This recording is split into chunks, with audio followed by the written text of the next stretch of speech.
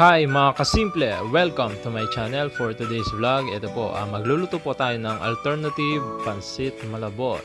So, ito po ang ating mga ingredients. Mantika, bawang, sibuyas, patis, shrimp cubes, pamintang durog, tinadtad na itlog, carrots, tubig, atsuete water, pork giniling, tinadtad na tofu o tokwa, repolyo, bean sprout o toge, at pansit malabon noodles. At para po sa ating toppings, tinurog na chicharon, boiled eggs, slice, at spring onion. Ilalagay ko po ang full details ng ating mga ingredients sa description box. Start na po tayo magluto.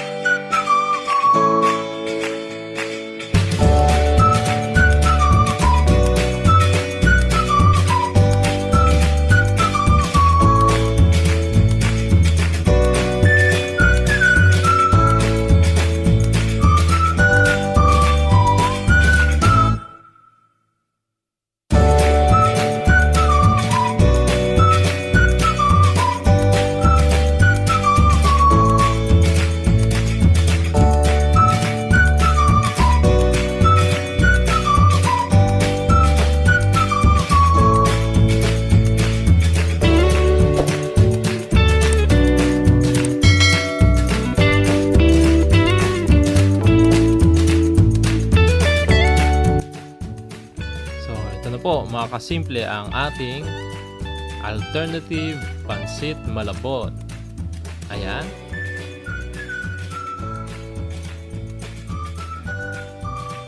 Sana po magustuhan ninyo. Please like, share, comment, and subscribe. Happy New Year po sa lahat. God bless at maraming salamat po.